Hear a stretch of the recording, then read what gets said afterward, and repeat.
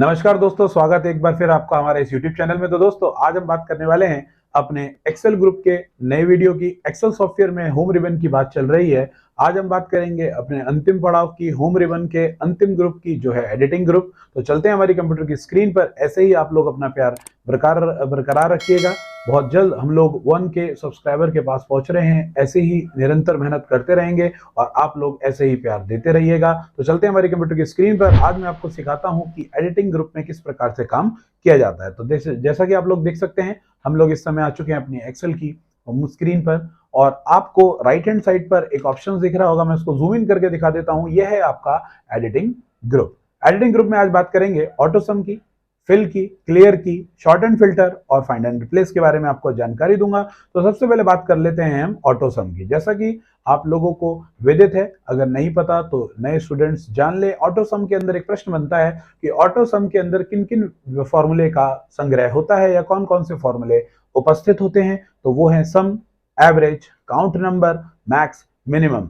ये कुछ निम्न फॉर्मूले हैं जो आपको ऑटो सिम के अंदर प्राप्त होते हैं। भविष्य में मैं आपके लिए एक कंप्लीट ब्रीफ वीडियो लाऊंगा जिसमें सभी प्रकार के एक्सेल फॉर्मूले की जानकारी होगी। सभी के साथ हम डिस्कस करेंगे उन फॉर्मूलों के विषय पर, फॉर्मूले कैसे काम करते हैं। इन फ्यूचर वो वीडियो जरूर ही अपलोड होगी दोस्तों। तो फिलहाल आज बात कर रहे हैं ऑटो सम की। तो दोस्तों ऑटो सम का मतलब है ऑटोमेटिक सम होना। तो जैसे ही आप किसी भी सेल पर अपना कर्सर रखेंगे और ऑटो सम पर एक सिंगल क्लिक करेंगे तो आप देखेंगे कि ऑटोमेटिकली आपके सामने एक फॉर्मूला रन हो गया है। मैं आपको दोबारा यहां पर करके दिखाता हूं। सपोज दैट मैंने यहां पर एक सेल पर कर्सर रखा और मैं ऑटो सम पर जैसे ही क्लिक करूंगा तो आप देखेंगे इक्वल टू सम, ब्रैकेट शुरू और ब्रैकेट बंद ऑटोमेटिकली आ गया। यानी आप इसके बीच में अपनी कोई भी डिजिट को लिखकर उसकी कैलकुलेशन कर सकते हैं। मैं यहाँ पर 5,4 ले रहा हूं। 5,4 का मतलब है 5 और 4 की क्या हो जानी चाहिए, जोड़, यानी सम हो जाना चाहिए, क्योंकि उसके ठीक पहले जो फॉर्मूले का नाम है वो है सम। तो जैसे ही मैं एंटर प्रेस करूंगा तो आप देखेंगे 5 और 4 जुड़ के 9 आंसर आ जाएगा आपकी स्क्रीन पर। जैसा कि आप देख सकते हैं ऑटो सम का इस्तेमाल दोस्तों कहां किया जाता है। जैसे कि आप देख सकते हैं यहाँ पर कुछ हमारे पास डिजिट्स हैं। आप चाहते हैं हॉरिजॉन्टल रूप में डिजिट है सब एक साथ सम हो जाए, तो आप इसको सिर्फ सिंगल ड्रैग करके सिलेक्ट कर लीजिए और एक सिंगल क्लिक करेंगे ऑटो सम पर तो आपको इन सभी डिजिट का एक टोटल प्राप्त होगा इसके ठीक नीचे वाले सेल्स में। जैसा कि मैं आपको यहाँ पर रफली करके दिखा देता हूं। मैं कुछ यहाँ पर डिजिट ले रहा हूँ दोस्तों। ये देखिए, आप देख सकते हैं जैसे मैंने यहाँ पर कुछ डिजिट ले लिया और मैं इसको सेलेक्ट करूंगा और एक सिंगल क्लिक कर रहा हूं ऑटो सम पर तो आप उसके ठीक नीचे देखिए 678 यहाँ पर प्लस होके उसका टोटल आ गया। बहुत ही इंस्टेंट तरीका है जोड़ करने का, प्लस करने का। एमएस एक्सेल में ऑटो सम के नाम से ये मशहूर है, प्रसिद्ध है। इसकी दोस्तों शॉर्टकट कमांड भी होती है। तो मैं आपको शॉर्टकट कमांड से काम करके दिखाता हूं। मैंने फिर यहाँ पर कोई डिजिट ले ली, आप देख सकते हैं मैं यहाँ पर 4 डिजिट ले रहा हूं आपके सामने और मैं यहाँ पर अल्ट के साथ इक्वल टू प्रेस करूंगा जिससे सम का फॉर्मूला आपके सामने इंडिकेट हो जाएगा। मैं अल्ट के साथ अगर इक्वल टू प्रेस करता हूं तो आप देख सकते हैं सिंपल से वो ठीक ऊपर की जो डिजिट थी वो सिलेक्ट हो गई है और आपका फॉर्मूला रन होने के लिए रेडी है। आपको बस एंटर प्रेस करना है और आपके जो जहां फॉर्मूला लगाया था जिस सेल पे उसके ठीक ऊपर की वैल्यू सेलेक्ट हो चुकी है। एक सिंगल प्रेस में आपको आपका उत्तर प्राप्त हो जाएगा, जैसा कि आप देख पा रहे हैं स्क्रीन पर। तो ये तो बात थी दोस्तों ऑटो सम की। इसके बाद और भी बहुत सारे फॉर्मूले हैं हमारे पास जो ऑटो सम के अंदर मौजूद हैं। जैसे एवरेज हो गया। एवरेज का काम है दोस्तों एक, जैसे मैं यहाँ पर कुछ डिजिट आप लोगों के लिए दिखा देता हूँ, 1 2 3 4 5। आप चाहते हैं कि इन 5 डिजिट का एवरेज ज्ञात हो जाए तो आप उसे सिलेक्ट कर लीजिए और आप ऑटो सम पर जाके एवरेज पर एक सिंगल क्लिक करेंगे तो आपको इसका एवरेज यहाँ पर प्राप्त हो जाएगा। जैसा कि आप देख सकते हैं F1 से लेकर F5 तक का एवरेज आपको निकल के आया। यानी सिलेक्टेड नंबर्स की सिलेक्टेड सेल्स में उपस्थित वैल्यू का औसत मान ज्ञात कर देता है। एवरेज का काम होता है औसत ज्ञात करना। तो भविष्य में मैं आपको ये सारे फॉर्मूले एक बार फिर ब्रीफ इंट्रोडक्शन के साथ लेके आऊंगा। फिलहाल हम बात कर रहे हैं ऑटो सम के अंदर मौजूदा कुछ निम्न फॉर्मूले की। तो एवरेज ज्ञात हो जाता है। इसके बाद आप देख रहे हैं ऑटो सम के अंदर हमारे पास एक है काउंट नंबर्स। सेलेक्ट कर लीजिए, यानी काउंट मतलब होता है दोस्तों गिनती करना। अब एक सिंगल क्लिक करेंगे ऑटो सम में और काउंट नंबर पर क्लिक करेंगे तो आप देख सकते हैं 1 2 3 4 5 6। यानी इसने क्या काम करा दोस्तों, गिनती कर दी। F1 से F6 तक कितने आपकी संख्या थे, नंबर्स थे, वो काउंट करके इसने बता दिया। यानी काउंट फंक्शन का प्रयोग होता है गिनती करने का। चलते हैं आगे। उसके बाद ऑटो सम में आपका पास अगला है मैक्सिमम वैल्यू, यानी सिलेक्ट कर लीजिए केवल अपने जो भी डिजिट के साथ आपको, जिस भी डिजिट्स के साथ आपको फॉर्मूला लगाना है। मैक्स का मतलब होता है अधिकतम। आप मैक्स पर एक सिंगल क्लिक करेंगे तो ये मैक्सिमम यानी इसमें उपस्थित अधिकतम संख्या कितनी है ये आपको ज्ञात हो जाएगा। मैक्स फॉर्मूले के साथ आपको मैक्सिमम डिजिट पता चलेगी, यानी इसमें बड़ी संख्या। अगर मैं आपको दिखा देता हूं, 4 की जगह कुछ और लिख देता हूं तो अब बड़ी संख्या हो गई 5545। तो आप देखेंगे यहाँ पर जो फॉर्मूला था वो 5545 में कन्वर्ट हो गया, यानी मैक्सिमम संख्या उसने बता दी 5545। अब बात कर लेते हैं मिनिमम की। सिलेक्ट कीजिए, ऑटो सम पर क्लिक कीजिए और मिनिमम पर क्लिक करिए तो एक आंसर देगा, यानी निम्नलिखित में से सबसे मिनिमम यानी न्यूनतम संख्या कौन सी है, वो है 1। तो ये तो एक बात थी ऑटो सम के अंदर मौजूद फॉर्मूले की कि वो किस तरीके से काम करते हैं। ये एक शॉर्ट वीडियो था, एक शॉर्ट इंट्रोडक्शन था ऑटो सम के बारे में। बात करते हैं फिल की। दोस्तों फिल हमारे पास विकल्प है। फिल होता है 4 प्रकार का दोस्तों, fill down, fill up, fill left और फिल राइट। तो दोस्तों फिल का मतलब क्या होता है? फिल का मतलब होता है भरना। जैसे मैं यहां पर अज्जू टैग लिख देता हूं और आपको इस अज्जू टैग जो मैंने लिखा है इसको ठीक नीचे ही डुप्लीकेट फिल कराना यानी भरना है। तो मैं अगर ठीक उसके ठीक नीचे कर्सर में अपना पॉइंटर रखूं या सीधे कर्सर ले जाऊं सेल में और कंट्रोल डी प्रेस करूं तो आप देखेंगे उसके ठीक नीचे वाले सेल में हूबहू ऊपर वाले सेल का डेटा फिल हो जाएगा। अगर मैं उसके राइट साइड पर कर्सर रखूं, कंट्रोल के साथ आर प्रेस करूंगा तो आप देखेंगे उसके ठीक राइट साइड में डेटा फिल हो जाएगा। यानी फिल की मदद से किसी भी निश्चित सेल में उपस्थित वैल्यू उसके दाईं तरफ कंट्रोल आर से और उसके ठीक नीचे तरफ कंट्रोल डी की मदद से फिल हो जाता है, यानी डुप्लीकेट वैल्यू फिल हो जाती है। तो दोस्तों आप कहेंगे फिर कंट्रोल यू से अप और कंट्रोल एल से लेफ्ट साइड भी फिल होना चाहिए। तो दोस्तों मैं आपको बता देना चाहता हूं ये फिल डाउन और फिल राइट की शॉर्टकट कमांड है। फिल अप और फिल लेफ्ट की कमांड्स आपके साथ लिए नहीं है, इसको आप मैनुअली कर सकते हैं। ठीक ऊपर करना चाहते हैं फिल ऊपर कर्सर रखिए, फिल पर क्लिक कीजिए और आप चुनेंगे अप के लिए तो आप ऊपर फिल हो जाएगा, और आप लेफ्ट साइड पर रखिए, फिल पर क्लिक करिए, लेफ्ट पर क्लिक करिए तो वो लेफ्ट साइड पे फिल हो जाएगा। तो दोस्तों ये सिर्फ एक सेल के लिए काम नहीं करता, एक से अधिक सेल्स के लिए भी काम करता है। सपोज दैट कि मैं पहले यहाँ पे डिजिट यहाँ पे डिलीट कर दूं और मैं इन तीनों एरिया को सिलेक्ट कर लेता हूं और मैं यहाँ प्रेस करूंगा कंट्रोल डी तो आप देखेंगे एक साथ तीनों सेलों में डेटा फिल हुआ जो ऊपर था। और ये जरूरी नहीं कि वो डेटा सिमिलर हो, मैं आपको अलग अलग डेटा लिख के दिखा देता हूं। मैंने 45 लिखा, 565 लिखा, 566, 8, 9 लिखा। अब इसके ठीक नीचे मैं कर्सर सिलेक्ट करूंगा एरिया को और कंट्रोल डी प्रेस करूंगा तो आप देखेंगे डेटा फिल हो गया। सिमिलर डेटा वैसा ही जैसा ही उसके नीचे है। ऐसा आप वर्टिकल फॉर्मेट में भी कर सकते हैं। आप यहाँ पे डेटा फिल कर दीजिए कोई भी, आप देख सकते हैं यहाँ पे मैंने को डेटा फिल कर दिया और राइट साइड को सिलेक्ट कर लिया। अब मैं यहाँ पर कंट्रोल आर प्रेस कर रहा हूं तो आप देखेंगे उस पर ठीक डुप्लीकेट डेटा राइट साइड में फिल हो गया। तो ये एक से अधिक सेल में उपस्थित डेटा के लिए भी कर सकते हैं। तो फिल आपको समझ में आ रहा होगा, फिल मतलब होता है भरना। 4 तरीकों से फिल करते हैं, fill up, fill left, fill right और फिल डाउन। फिल डाउन की शॉर्टकट कमांड है कंट्रोल डी और फिल राइट की शॉर्टकट कमांड है कंट्रोल आर। उम्मीद है आप लोगों को मेरे द्वारा बताई गई बात समझ में आ रही होगी। आगे बढ़ते हैं दोस्तों। आगे है हमारे पास ऑप्शन क्लियर। तो यहाँ पर क्लियर है दोस्तों 4 प्रकार का। जूम इन करके आपको दिखा देना चाहता हूं क्लियर ऑल। पहले मैं आपको एक बार बता दूं, उसके बाद मैं आपको करके दिखाऊंगा। क्लियर ऑल मतलब, क्लियर ऑल का मतलब है सभी प्रकार का कंटेंट डिलीट, सब कुछ delete, clear all.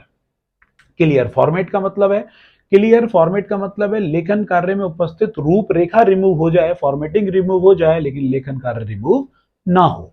Clear content का क्या मतलब है? क्लियर कंटेंट का मतलब है कि लेखन कार्य जो लिखा है वो लेखन कार्य रिमूव हो जाए लेकिन उसकी रूपरेखा रिमूव ना हो। क्लियर कमेंट का मतलब क्या है? कमेंट रिमूव हो जाए, इसके अलावा कुछ भी रिमूव ना हो। अब ये चीज हम करके देखते हैं। तो जितनी बातें यहां लिखी हैं पहले हम एक सेल में उसको ड्रॉ कर लेते हैं, इनपुट करा लेते हैं। तो उसने डेटा लिखा है, फॉर्मेट कर लेते हैं, लेखन कार्य लिखते हैं। कंटेंट का मतलब हो गया लेखन कार्य, फॉर्मेट का मतलब हो गया रूपरेखा, तो रूपरेखा भी लगा लेते हैं। और कमेंट का काम होता है कमेंट देना, तो हम कमेंट भी दे देते हैं। तो जैसे मैं यहाँ पर अज्जू टेक दोबारा लिख देता हूं, आप देख सकते हैं मैं यहाँ पर लिख रहा हूं AJJUTECH Ajju tech. Ajju tech मैंने यहाँ पर मेंशन कर लिया और मैं इसमें लेखन कार्य की रूपरेखा बदल देता हूं, यानी फॉर्मेटिंग बोल्ड कर दिया, इटैलिक कर दिया, अंडरलाइन लगा दी, फॉन्ट कलर मैंने यहाँ पर चेंज कर दिया रेड और फॉन्ट साइज में यहाँ से इंक्रीज कर देता हूं, जैसा कि आप लोग देख सकते हैं। तो ये मैंने लेखन कार्य लिखा यानी कंटेंट लिख दिया, फिर उसकी रूपरेखा में परिवर्तन कर दिया यानी फॉर्मेटिंग कर दी। अब मैं इस पर कमेंट दे रहा हूं। तो दोस्तों कमेंट हम कहां से देंगे? कमेंट के लिए हम जाएंगे आपके रिव्यू ऑप्शन में। रिव्यू ऑप्शन में जाने के बाद आपको न्यू कमेंट ऑप्शन दिख रहा है, यहाँ पे सिंगल क्लिक करेंगे और मैं यहाँ पर एक कमेंट दे देता हूँ, कुछ भी कमेंट देना है यहाँ पर माय यूट्यूब चैनल, तो आप देख सकते हो यहाँ पर मैंने माय यूट्यूब चैनल मैंने यहाँ पर लिख दिया। तो आप देख सकते हैं इस सेल पे जैसे ही मैं पॉइंटर ले जा रहा हूं तो कमेंट जो मैंने दिया था वो शो हो रहा है। अब बात करते हैं क्लियर ऑप्शन की कि क्लियर ऑप्शन किस तरीके से काम करता है। तो मैंने एक सिंगल क्लिक किया, क्लियर पे क्लिक किया, क्लियर ऑल पर जैसे ही मैं क्लिक करूंगा तो आप देखेंगे सब कुछ क्लियर हो गया, इवन फॉर्मेटिंग भी क्लियर हो गई, इवन रूपरेखा भी क्लियर हो गई। कंट्रोल जेड यानी अंडू के साथ मैं आपको दिखा देना चाहता हूं, साथ में बैकग्राउंड और मैं यहाँ पर ले लेता हूं, जिससे कि आपको जब सब कुछ क्लियर हो रहा है तो बैकग्राउंड भी क्लियर होता हुआ दिखाई दे। तो अब मैं यहाँ पर क्लियर पर जा रहा हूं और क्लियर ऑल पे क्लिक कर रहा हूं तो आप देख सकते हैं बैकग्राउंड कलर, फॉन्ट कलर यानी सभी प्रकार की फॉर्मेटिंग, लेखन कार्य, इवन कमेंट तक। अगर कमेंट होता तो यहाँ पर रेड कलर का एरो आपको दिख रहा होता, जो कि अभी नहीं दिख रहा है। मैं कंट्रोल जेड दोबारा दबा रहा हूं और अंडू होता है कंट्रोल जेड यानी वापस आ गया हमारा लेखन कार्य। दूसरे विकल्प की बात करते हैं क्लियर फॉर्मेट, यानी अगर मैं इस पर क्लिक करूंगा तो मेरा क्या क्लियर होगा, फॉर्मेटिंग क्लियर होगी, यानी रूपरेखा क्लियर होगी, लेखन कार्य नहीं। तो आप देख सकते हैं जैसे ही मैं क्लिक कर रहा हूं तो आप देख सकते हैं हमारा जो लेखन कार्य है वो साधारण हो गया, जैसे कि डिफॉल्ट स्थिति में होता है, बट कमेंट हमारे पास अभी भी बरकरार है, यानी सभी प्रकार की रूपरेखा यहां से रिमूव हो चुकी है, बट लेखन कार्य नहीं। क्यों? क्लियर केवल फॉर्मेट हुआ है और कुछ नहीं। कंट्रोल जेड दबा दिया, पुनः स्थिति में आ गया, अंडू हो गया है। क्लियर पर मैं कंटेंट पर क्लिक कर रहा हूं तो अब इस पर क्लिक करते क्या होगा, कंटेंट क्लियर हो गया दोस्तों, रूपरेखा नहीं मिटी है। आप देख सकते हैं अगर मैं इसमें कुछ और भी यहाँ पर ड्रॉ कर रहा हूं तो आप देख सकते हैं वो उसी रूपरेखा में लिखा जा रहा है जो रूपरेखा मैंने लगा रखी थी, लेकिन उसके अंदर मौजूदा कंटेंट डिलीट हो गया था। मैं कंट्रोल जेड मारकर दोबारा अपने अज्जू टेक्स्ट को ले आता हूं, यहाँ पर मैं फिर से दोबारा लिख लेते हैं उसी रूपरेखा में। अब बात कर लेते हैं हमारा आखिरी विकल्प है क्लियर कमेंट की। तो क्लियर कमेंट से आप देखते हैं जैसे ये रेड कलर का आपको एरो दिख रहा है, मैं क्लियर कमेंट करने जा रहा हूं तो आपको ये रेड कलर का एरो दिखेगा नहीं, और फिर इस पे जब पॉइंटर ले जाऊंगा ये बॉक्स भी नजर नहीं आएगा, इसीलिए मैं आपको पहले दिखा रहा हूं। तो जैसे ही मैं इस पर क्लिक करूंगा क्लियर कमेंट पर तो आप देख सकते हैं यहाँ से रेड कलर का इंडिकेशन हट गया और मैं इस पर एरो रख रहा हूं तो यहाँ पे किसी प्रकार का कमेंट नहीं दिखाई दे रहा है। तो हमने सीखा क्लियर 4 प्रकार का होता है, clear all, clear format, clear content और क्लियर कमेंट। उम्मीद है आपको समझ में आ रहा होगा। आगे चलते हैं दोस्तों, शॉर्ट एंड फिल्टर की बात कर लेते हैं। शॉर्ट एंड फिल्टर क्या होता है दोस्तों? शॉर्टिंग होती है आरोही क्रम, और शॉर्टिंग में 2 प्रकार होते हैं, आरोही तथा अवरोही क्रम। यानी बढ़ता हुआ क्रम हो गया आपका आरोही क्रम। बढ़ता हुआ क्रम कैसे होगा? बढ़ता हुआ क्रम ऐसे होगा 1 2 3 4 5 6 7 8, ये होता है दोस्तों बढ़ता हुआ क्रम। तो आप इसको सिलेक्ट कर लीजिए, आपको शॉर्ट पर क्लिक करना है। आप देख सकते हैं यहाँ पर शॉर्ट स्मॉलेस्ट टू लार्जेस्ट यानी असेंडिंग ऑर्डर, और शॉर्ट लार्जेस्ट टू स्मॉलेस्ट यानी डिसेंडिंग ऑर्डर। तो आप अभी देख रहे हैं कि ये है आपका कौन से क्रम में? आरोही क्रम में यानी असेंडिंग ऑर्डर में। और अगर ये वाला क्रम में मैं क्लिक कर देता हूं तो आप देखेंगे आपकी जो सिलेक्टेड एरिया है वो अवरोही क्रम में यानी डिसेंडिंग ऑर्डर में कन्वर्ट हो गई है। चाहे आप किसी भी फॉर्मेट में लिख दें, देखिए मैं यहाँ पर फॉर्मेट बदल देता हूं इसका, तो अभी आप देख सकते हैं कि आपने यहाँ पर फॉर्मेट चेंज कर दिया, तो ना तो ये आरोही क्रम में है और ना ही ये अवरोही क्रम में है। तो मैं अब शॉर्ट एंड फिल्टर पे क्लिक कर रहा हूँ स्मॉलेस्ट टू लार्जेस्ट, तो आप देखेंगे ये स्मॉलेस्ट टू लार्जेस्ट की ओर कन्वर्ट हो गया। और मैं अब क्लिक करूंगा लार्जेस्ट टू स्मॉलेस्ट, तो आप देखेंगे लार्जेस्ट टू स्मॉलेस्ट में ये कन्वर्ट हो गया। तो बढ़ता हुआ क्रम होता है आपका आरोही क्रम, घटता हुआ क्रम होता है अवरोही क्रम। ये नंबर्स के साथ किया है मैंने दोस्तों, अल्फाबेट के साथ भी ऐसा ही होगा। तो आप किसी भी बैलेंस शीट में अपने लेखन कार्य को आरोही तथा बढ़ते हुए क्रम तथा घटते हुए क्रम में बदल सकते हैं। तो उसके बाद बात कर लेते हैं दोस्तों फिल्टर की। फिल्टर के लिए मैंने आपके सामने यहाँ पे बैलेंस शीट बना रखी है, जैसे कि यहाँ पर कुछ नाम लिखे हैं, हर्षित शर्मा, फादर्स नेम और कुंडेश्वरा, और उनके कोर्स हैं कि वो किस कोर्स में एडमिट हैं, यानी किस कोर्स में एडमिशन ले रखा है। फिल्टर का मतलब होता है छटाई करना। आप अपने डेटा को छांट सकते हो। थोड़ा सा जूम इन कर लेता हूं क्योंकि शायद आपको नजर ना आ रहा हो। तो अब आप देख सकते हैं यहाँ पर बहुत सारी डिटेल्स है, मेरे पास बहुत सारे स्टूडेंट का नाम है, उनके फादर्स नेम लिखे हैं आपके सामने, और वो कहाँ रहते हैं, एड्रेस क्या है, और उनका कौन से कोर्स में एडमिशन है। तो आप ये जानकारी लेना चाहते हैं कि रामपुर के कौन कौन से बंदे हैं या कंप्यूटर साइंस में कौन बंदे पढ़ रहे हैं, तो आप इसका काम फिल्टर की मदद से कर सकते हैं। तो मैं इस एरिया को सिलेक्ट कर रहा हूँ सबसे टॉप ऑफ द रो को, जिसमें हेडिंग्स हैं, और शॉर्ट एंड फिल्टर पे क्लिक करके मैं फिल्टर का चुनाव कर रहा हूँ। तो फिल्टर पे जैसे ही मैंने क्लिक किया तो आप देख सकते हैं आपके जो कॉलम्स के हेडिंग है उन पे फिल्टर लग चुका है। तो अब आप अपने अनुसार अपने डेटा को आइडेंटिफाई कर सकते हैं कि आप जानकारी लेना चाहते हैं कि भैया काशीपुर के कितने बंदे हैं, तो आप काशीपुर पे क्लिक कीजिए और ओके प्रेस कीजिए। तो आप देखेंगे काशीपुर का एक बंदा मिला, वैष्णवी राजीव कुमार, जिनके फादर का नेम है, और वो मैकेनिकल डिपार्टमेंट की गुड़िया है। मैं सेलेक्ट ऑल पर क्लिक कर दे रहा हूं। अब मैं फिल्टर लगा रहा हूं, मान लीजिए ठाकुर द्वारा के लिए, यानी मैं डेटा चाहता हूं ठाकुर द्वारा वाले बच्चों का। ठाकुर द्वारा पे क्लिक करके जैसे ही मैं ओके करूंगा तो मुझे यहाँ पर दोस्तों 4 लोग मेरे जो ठाकुर द्वारा के हैं, फरजाना है, परिधि है, विधि है, किशन कुमार है, और उनके डिपार्टमेंट्स मिले। ये फिल्टर मैं डिपार्टमेंट वाइज भी लगा सकता हूं, मैं एड्रेस वाइज नहीं लगाना चाहता। अब मैं जानकारी लेना चाहता हूं दोस्तों कोर्स के हिसाब से, कि मैं जानकारी लेना चाहता हूं कि कंप्यूटर साइंस के कितने बंदे हैं। तो आप कोर्स पर क्लिक कीजिए, इसके कॉलम्स के एरो पर, और यहाँ पर आप एक सिंगल क्लिक करिए कंप्यूटर साइंस पर, या जो भी आप जानकारी लेना चाहते हैं, जिस भी एरिया के बारे में फिल्टर लगाना चाहते हैं, जिस भी पर्टिकुलर कोर्स के लिए, उसका यहाँ पर सिलेक्शन करेंगे और ओके का चुनाव करेंगे। तो आप देखेंगे कि कंप्यूटर साइंस के कितने स्टूडेंट थे आपकी लिस्ट में, और उनके बाजू में आप देख सकते हैं लेफ्ट हैंड साइड पर उनकी पंक्ति का नंबर भी आ रहा है कि सेकंड नंबर पंक्ति में है, एक 9 नंबर पंक्ति में, एक 15 में, और एक 21 में। ये सभी लोग कंप्यूटर साइंस के हैं, एक कंडेश्वरा का, एक सुल्तानपुर का, एक ठाकुर द्वारा है, शरीफ नगर का। तो दोस्तों ये था फिल्टर हमारा, कि आप छटाई कैसे कर सकते हैं पर्टिकुलर एक कॉलम के आधार पर फिल्टर लगा के। फिल्टर दोस्तों किसी निश्चित कॉलम में लगता है अगर आपको ये है एक वेरिएबल के आधार पर आपने यहाँ पर छटाई करी, यानी सर्चिंग करी, मतलब एक कॉलम के आधार पे कि भैया कंप्यूटर साइंस का बंदा कौन सा है, तो आपने फिल्टर लगा दिया। कि अब आप एड्रेस के हिसाब से फिल्टर लगाना चाह रहे हैं कि भैया मुझे तो काशीपुर के बंदे चाहिए, ठाकुर द्वारा के बंदे चाहिए। वो फिल्टर कैसे लगेगा, सपोज दैट कि काशीपुर का वो बंदा जो कंप्यूटर साइंस डिपार्टमेंट में पढ़ रहा है, तो 2 वेरिएबल के आधार पे डेटा, यानी 2 वेरिएबल के आधार पर फिल्टर अगर आपको लगाना चाहता है तो वो कैसे लगेगा दोस्तों, तो उसकी भी जानकारी मैं आपको दूंगा। वो डेटा ऐसा लगेगा, उसके लिए हम बात करेंगे अपनी अगले वीडियो में भी, लेकिन इन शॉर्ट में मैं आपको अभी भी समझा देता हूं। उसके लिए हम एडवांस फिल्टर का प्रयोग करेंगे, क्योंकि अभी यहाँ पर एक कॉलम के आधार पर बात हो रही है, एक वेरिएबल के आधार पर बात हो रही है कि भैया सिर्फ कोर्स के आधार पर जानकारी मिल रही है, एड्रेस के आधार पर जानकारी मिल रही है। आप चाहते हैं कि भैया ठाकुर द्वारा के वो बंदे जो कंप्यूटर साइंस में केवल कंप्यूटर साइंस का बंदा जो ठाकुर द्वारा का रहने वाला हो, यानी 2 वेरिएबल, एक तो कंप्यूटर साइंस, दूसरा ठाकुर द्वारा। तो 2 वेरिएबल के आधार पर जब आपको फिल्टर लगाना होगा तो आप प्रयोग करेंगे एडवांस फिल्टर में। एडवांस फिल्टर का ऑप्शन कहां मिलता है, तो मैं आपको इन शॉर्ट में बता देता हूं। डेटा में आप जाएंगे, एडवांस फिल्टर आपको मिल रहा है, उससे पहले आपको क्या करना पड़ेगा, इस पहली वाली जो कॉलम्स की जो हेडिंग है उसको कॉपी कर लेंगे और राइट हैंड साइड पर कहीं पर भी उसको पेस्ट कर देंगे। अब आपको जिस तरीके की डिटेल चाहिए उस तरीके की डिटेल्स यहाँ पर आपको मेंशन करनी पड़ेगी, यानी आपको ठाकुर द्वारा का बंदा चाहिए तो यहाँ पर आपको एड्रेस के नीचे ठाकुर द्वारा लिखना है। अब आपको कोर्स की चाहिए, कौन सा कोर्स है, कि कंप्यूटर साइंस का बंदा चाहिए तो कंट्रोल सी, यानी यहाँ पर कोर्स के नीचे कंप्यूटर साइंस लिख देंगे, आप देख सकते हैं। तो अब हुई हमारी एक शीट तैयार। तो अब मैं आपको बताता हूँ एडवांस फिल्टर कैसे काम करेगा। एडवांस फिल्टर पे आपको क्लिक करना है, क्लिक करते ही आपके सामने एक डायलॉग बॉक्स ओपन होगा। इस डायलॉग बॉक्स में दोस्तों 3 एरिया हमको भरने पड़ेंगे। अब वो क्या क्या एरिया है, सबसे पहले तो आपकी लिस्ट रेंज, यानी पूरी की पूरी बैलेंस शीट। तो आप सबसे पहले क्या करिए, इस बैलेंस शीट को सिलेक्ट कर लीजिए। कैसे सिलेक्ट होगी, माउस को यहां से पकड़िए और नीचे तक ड्रैग कर दीजिए, पूरी बैलेंस शीट आप सिलेक्ट कर लीजिए इस तरीके से। यानी पहले में हमने अपनी बैलेंस शीट को सिलेक्ट कर लिया। क्राइटेरिया रेंज, यानी आपने जो अभी डेमो शीट बनाई है, जो आपको चाहिए वैल्यू, उस वैल्यू को, उस शीट को आप यहाँ पर सिलेक्ट कर लीजिए, उस एरिया को।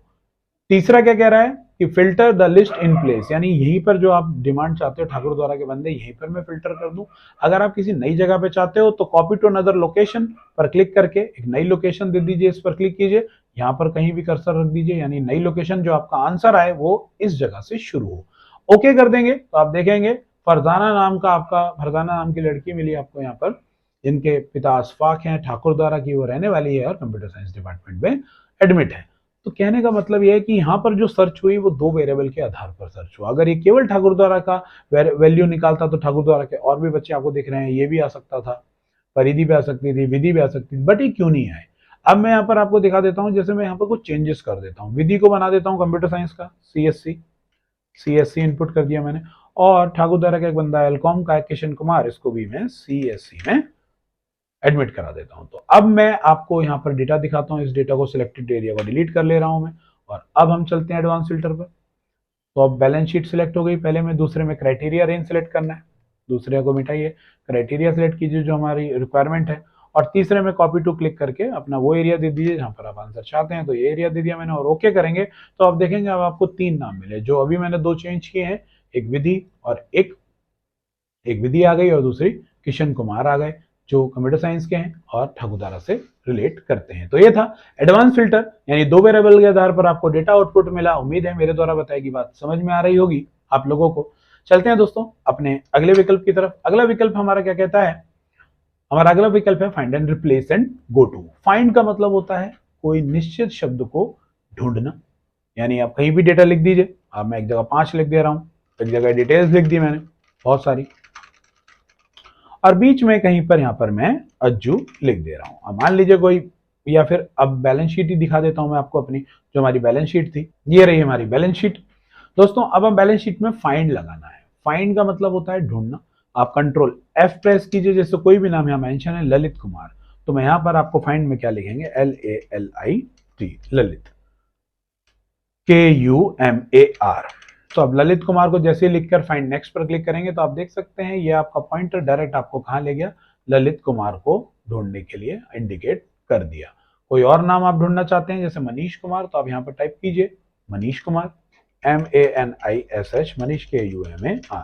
तो ध्यान देखिएगा जैसे ही मैं फाइंड नेक्स्ट पर क्लिक करूंगा तो वो मनीष कुमार को हाईलाइट कर दिया। अब बात कर लेते हैं रिप्लेस की। रिप्लेस की शॉर्टकट कमांड होती है Ctrl+H। मनीष को रिप्लेस करना है अज्जू टैग से, तो आप यहाँ पर मनीष लिख दीजिए पहले स्थान पर और दूसरी जगह अज्जू टैग लिख दीजिए। आप देख सकते हैं 9 नंबर पे मनीष कुमार लिखा है और मैं यहाँ पर रिप्लेस पर जैसे ही क्लिक करूंगा तो आप देख सकते हैं डायरेक्ट रिप्लेस हो गया मनीष कुमार अज्जू टैग से।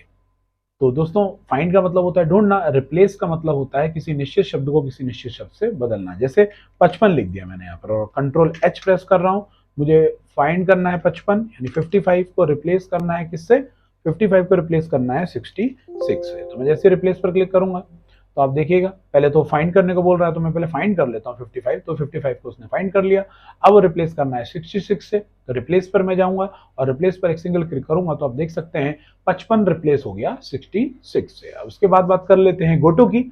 Ctrl+G उसकी शॉर्टकट कमांड होती है, Ctrl+G या F5 बटन से भी आप गोटू पे पहुंच सकते हैं। तो जैसा कि आप लोगों को बताया है हमारी बैलेंस शीट में शीटों के एक्सेल के सेल्स के नंबर होते हैं, जैसे B1 बी कॉलम की पहली पंक्ति, तो आप किसी भी सेल में पहुंच सकते हैं। 16,384 सेल कॉलम है, 10,48,576 हमारी पंक्तियां हैं, तो आप सेल का एड्रेस देके डायरेक्ट किसी निश्चित सेल पे पहुंच सकते हैं। तो मैं यहाँ पे लिख देता हूँ B32 में मुझे जाना है, B32 का मतलब बी कॉलम की 32वीं पंक्ति। क्लिक करते ही आप देख सकते हैं आपका कर्सर यहाँ पहुंच गया, ये बी कॉलम है, उसकी 32 पंक्ति है। आप चाहते हैं कि जी कॉलम की 6ठी पंक्ति में आप जाना चाहते हैं तो F5 प्रेस कीजिए और G6 पे क्लिक करेंगे और ओके का चुनाव करेंगे तो आप G6 में पहुंच गए हैं। तो आप देख सकते हैं कि आप किस तरीके से G6 दबाते ही किसी भी निश्चित एक सेल में डायरेक्टली पहुंच गए हैं। तो दोस्तों ये था फाइंड रिप्लेस गो टू। उम्मीद है मेरे द्वारा बताई गई बात आपको समझ में आ रही होगी। तो दोस्तों आज हमने बात करी एडिटिंग ग्रुप के बारे में। एडिटिंग ग्रुप में हमने सीखा, इसी के साथ आपका होम रिबन समाप्त होता है। ऐसे ही अपना प्यार बनाए रखिए। एक्सेल की और इंटरेस्टिंग वीडियो के लिए आपको नई से नई वीडियो के नोटिफिकेशंस आते रहेंगे। आप लोगों का प्यार देने के लिए बहुत बहुत धन्यवाद। ऐसे ही अपना प्यार देते रहिए, वीडियो को लाइक कीजिए, चैनल को सब्सक्राइब कीजिए, अपने दोस्तों के साथ शेयर कीजिए। मिलते हैं